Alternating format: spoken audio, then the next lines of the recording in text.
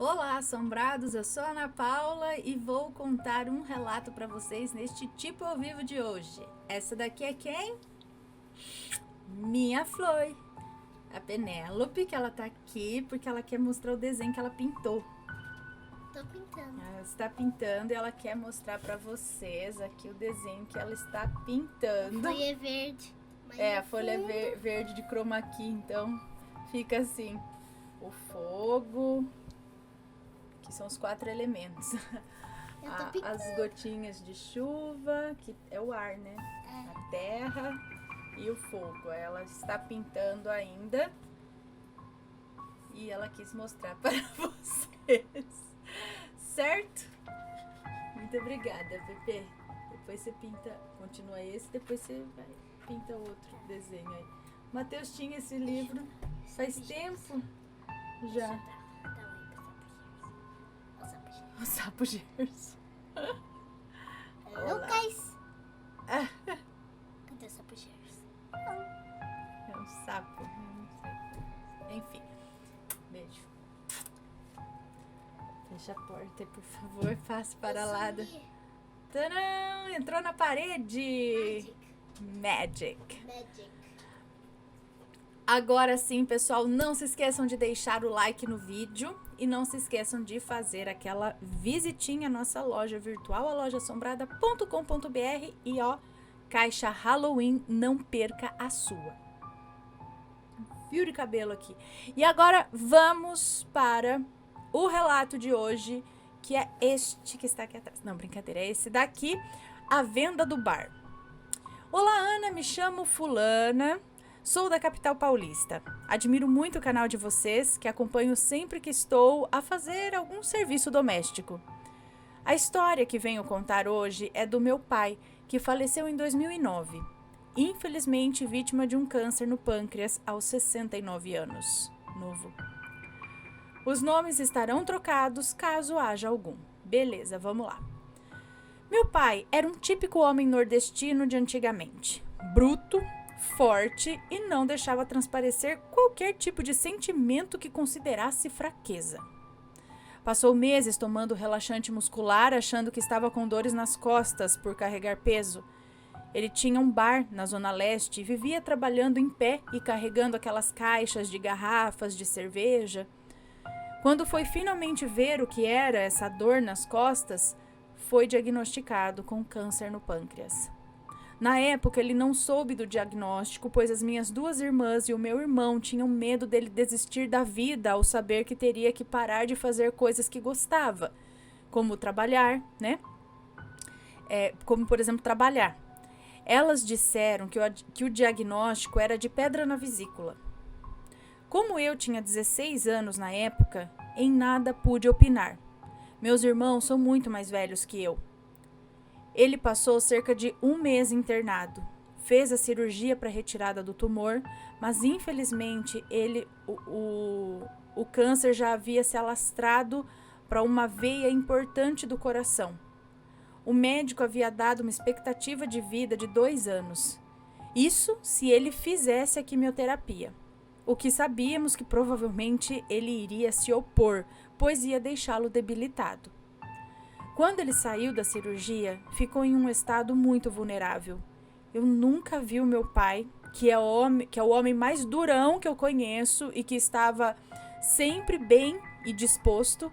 Eu nunca vi o meu pai numa situação tão debilitante. Ele teve que usar fraldas, ficou com uma sonda gástrica e outra na uretra. Ficou amarelado, pois a doença, por afetar o pâncreas, deixa essa aparência e por estar nesse estado, ele não queria ver ninguém além dos filhos. Minha mãe faleceu 10 anos antes, quando eu tinha apenas 6 anos e por isso ela não estava no hospital. No espaço de uma semana da sua cirurgia, até o seu falecimento, ele teve uma piora drástica de quadro. E eu hoje lembro que começou a piorar quando o médico tirou o dreno do local da operação. Ele começou a ficar confuso, vivia perguntando da minha mãe, dizendo que precisava ir embora porque ela estava sozinha cuidando do bar e que era perigoso ela fechar o comércio sozinha. Uns 2 dias antes do seu falecimento, ele já estava apático. Ficou cego e ficava encarando o nada, conversando com alguém que não conseguíamos ver. E quando perguntamos com quem ele falava, ou ele não respondia, ou dizia que era com a minha mãe, que ela tinha ido buscar ele. Sinceramente, Ana, eu não fui para o hospital em seus últimos dias por não suportar ver o meu pai nessas condições. Ele perguntava por mim, mas eu não tinha forças. Eu fiquei 1 mês indo da escola para o hospital e ficando até tarde da noite lá. Hoje me sinto um pouco culpada por isso.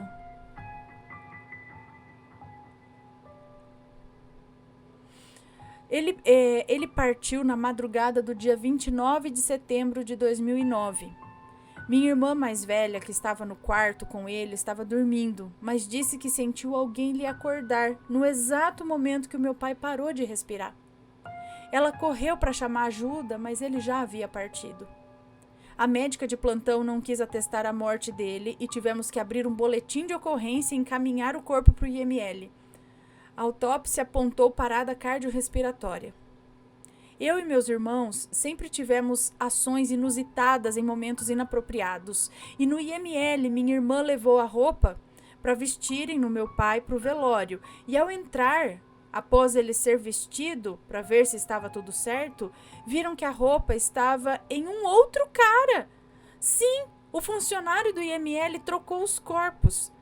O que eu achei cômico é que os meus 3 irmãos que tinham entrado para ver se o corpo estava vestido corretamente voltaram rindo da situação. E quando me contaram, eu também tive uma crise de riso. Ninguém à nossa volta entendeu nada.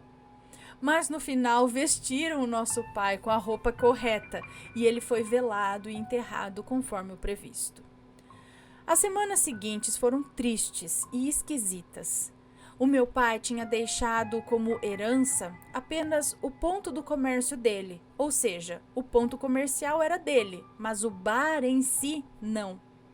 E para vender o ponto, a pessoa precisava locar o lugar. E por mais que colocássemos anúncios nos jornais e baixarmos o valor para preço de banana, com tudo que tinha dentro, o ponto não era vendido.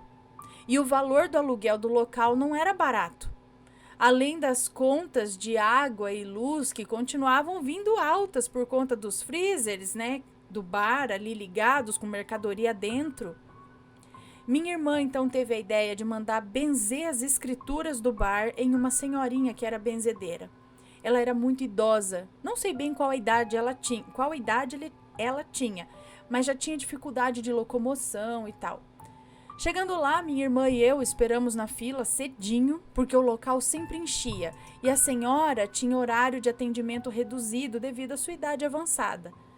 Quando finalmente entramos para ser atendidas, minha irmã sentou em uma cadeira em frente à senhora e eu fiquei em pé atrás da minha irmã. E o diálogo foi o seguinte: "Bom dia, Dona Maria, tudo bem?" "Bom dia, minha filha. Sinto muito pelo falecimento do seu pai." "Ah, a senhora ficou sabendo do falecimento dele também? Eu agradeço suas condolências." E ela disse: "Não fiquei sabendo de nada, minha filha. Ele está em pé aqui, entre você e a sua irmã, bem atrás da sua cadeira." Nesse momento eu senti uma sensação gelada descendo da minha nuca até o cóccix. Me arrepiei inteira. E minha irmã, que aparentemente sentiu o mesmo, continuou meio nervosa. Após um momento de pausa, em que a Dona Maria continuou olhando para ela sem alteração facial, minha irmã disse: "É sobre ele que eu vim falar, Dona Maria. Nós estamos tentando vender o bar, mas sem sucesso, e já não vamos mais conseguir arcar com as contas mensais." Dona Maria esticou os dedos trêmulos pedindo os documentos, sem dizer nada. E quando minha irmã os entregou, eu vi que junto havia uma foto do meu pai. Dona Maria fechou os olhos e ficou com a palma em cima dos documentos. Quando abriu os olhos, falou para minha irmã: "Vocês precisam parar de evocar o seu pai por pensamento. Ele ainda se sente preso a este plano por achar que ainda não terminou sua missão por conta da sua irmã, no caso eu." É a moça, que nos conta. "Que é menor de idade. Eu sei que vocês sentem saudade dele, mas ficar pensando nele com sofrimento só faz com que ele sofra e não consiga encontrar o seu caminho. Vocês precisam deixá-lo ir. É ele que não deixa o bar ser vendido. Ele não aceita o desencarne. Façam o seguinte: doem todas as roupas que eram dele. Limpem a casa e parem de pensar nele com sofrimento ou desejar que ele volte. Pensem nos momentos bons que tiveram e em como querem que ele encontre a paz. Assim que conseguirem fazer isso, ele vai seguir o próprio caminho e vocês vão conseguir vender o bar. Naquele momento, eu já estava aos prantos, pensando em como eu não ia desejar que o meu pai voltasse se eu sempre fui tão apegada a ele. Eu não conseguia aceitar que tudo havia mudado de uma forma tão brusca. A Dona Maria, pela primeira vez, me olhou. Ela até então se referia a mim, para minha irmã, como se eu não estivesse presente. Mas naquele momento ela pareceu notar a minha presença ou os meus soluços de choro e falou: "Você é a maior dor da partida do seu pai. Ele não queria ir embora e te deixar, mas nunca será nos dado um fardo maior do que podemos carregar. Você precisa seguir em frente e deixar o seu pai ir embora. Ele está aqui ainda por você." Eu, que sempre fui muito chorona, naquele momento já estava soluçando muito. Eu não conseguia falar uma palavra. Apenas fiz que sim com a cabeça enquanto me acabava em lágrimas.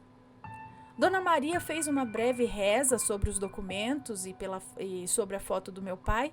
Pediu para ficarmos de joelhos ficar de joelhos à sua frente.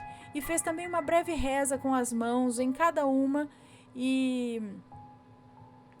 de nossas cabeças ali, e falou que o bar ia vender. Eu cheguei em casa ainda chorando e chorei ainda por uns 2 dias pensando em como eu não ia pensar com vontade de ter o meu pai de volta, sendo que a única coisa que eu queria era ele de volta.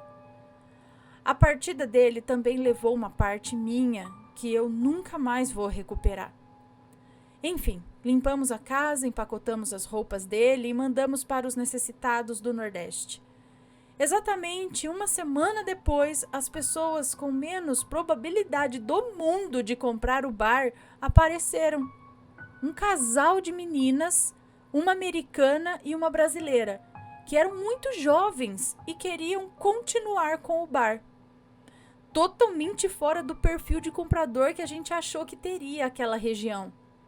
Vendemos o bar um pouco depois que elas visitaram, por um valor muito baixo, mas não tínhamos como arcar mais com os gastos mensais.